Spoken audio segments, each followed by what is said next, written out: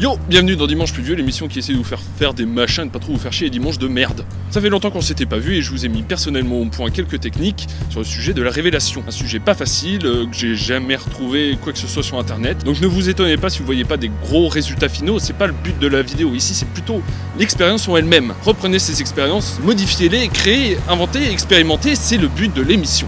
Alors pour cette première expérience, je suis plutôt fier de moi parce qu'en fait mon délire de l'encre a payé en fait à force d'expérimenter.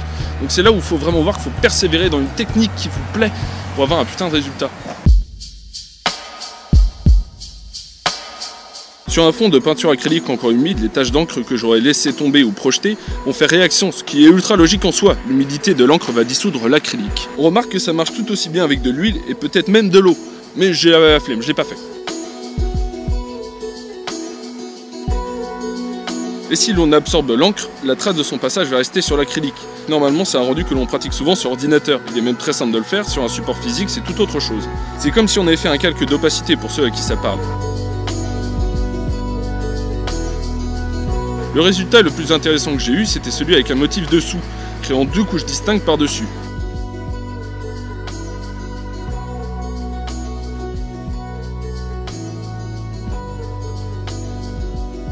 Ce qui va être intéressant, c'est de voir toutes les possibilités que vous aurez pu inventer. Les mélanges de couleurs, ceux qui fonctionnent le mieux, tout ça. Et j'espère que ça va être assez inspirant pour vous que vous puissiez le faire. Voici la peinture originale où j'ai trouvé cette technique. Et là, ça marche super bien. L'encre jaune, en fait, elle ressort sur le rouge et ça fait presque un côté doré que j'ai pas réussi à retrouver sur la deuxième peinture que je vous ai présentée. Et donc là, en fait, je suis plutôt fier de mes résultats. Donc ça fait des putains de fonds pour des dessins, en fait. Donc la suite dans le prochain épisode.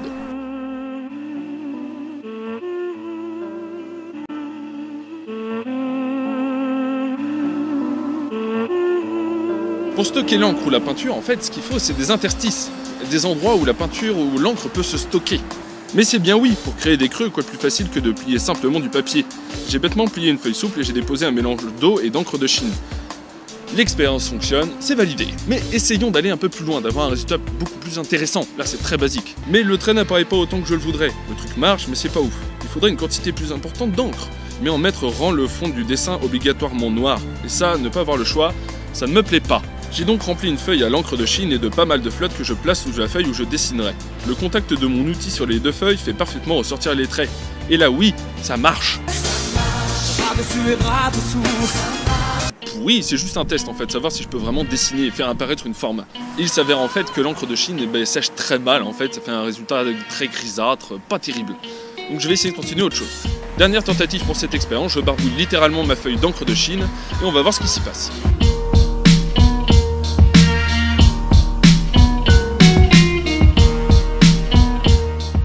Et je balance un petit peu d'encre jaune dedans, voir si le noir ne peut pas s'éparpiller et laisser place aux traits, qu'ils ressortent un petit peu, parce que là c'est vrai qu'on s'est un peu éloigné. Et ça marche beaucoup mieux en fait, les traits n'étaient pas eux seuls suffisants pour vraiment faire un rendu intéressant. Là ce qui est cool, c'est qu'ils apparaissent justement à quelques endroits sous l'encre et sous l'encre de Chine.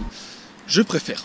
Mais je trouve que le résultat manque un peu de dynamisme, de mouvement, d'accroche visuelle. Donc j'ai rajouté de l'acrylique turquoise, pour rajouter un petit peu de mouvement, un peu de peps visuel.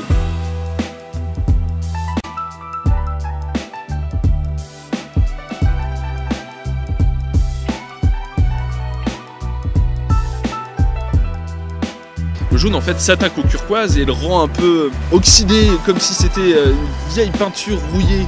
Le mélange de l'encre et de l'acrylique qui flotte sur un mélange d'eau et d'encre me plaît énormément. On s'est éloigné des traits de la révélation, ok, mais je trouve que ça le fait. Les traits eux seuls n'étaient pas assez intéressants, mais comme détail de fond, quasiment invisibles, si l'on n'y prête pas attention, ils sont super.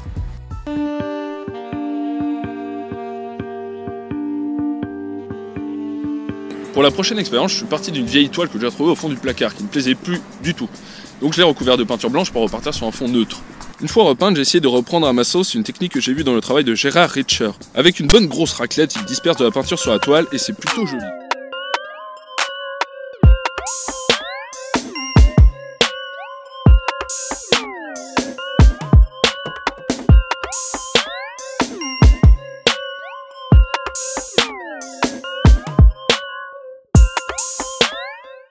Et le résultat m'a carrément plu, sauf que j'ai fait une fausse manip qui m'a contraint à nettoyer la toile pour recommencer.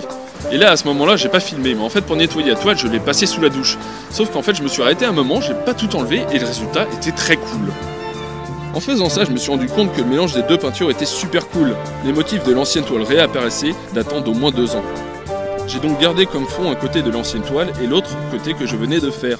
Je trouve ça assez génial de mélanger du travail passé à celui qu'on peut proposer à ce jour. Un contraste fort, ici on ne sait pas trop si c'est la toile sombre ou pleine de couleurs, c'est trop le bordel.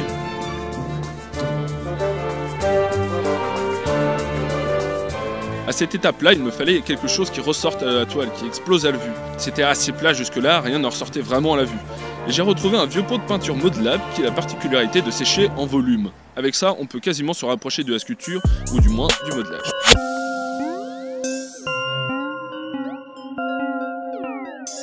Avec les interstices visibles, c'est-à-dire les creux de la peinture chelou, les aspérités deviennent quelque chose d'intéressant à exploiter.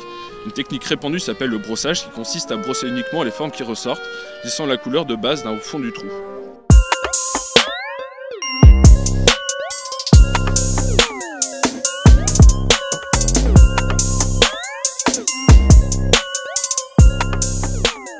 C'est avec un vieux tube de liquide à cigarette électronique que j'ai réussi à me fabriquer un formidable outil.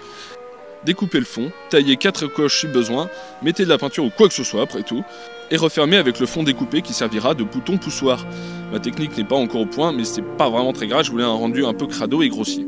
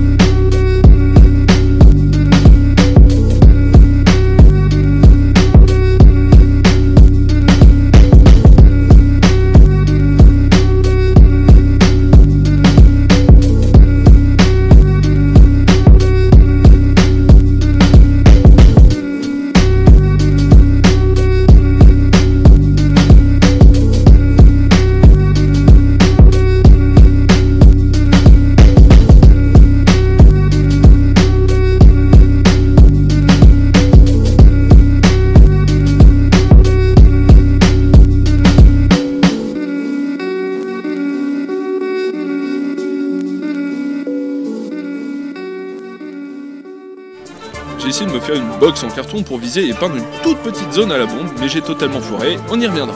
Mon but c'était de faire des couleurs totalement naturelles et de les arrêter au bon endroit.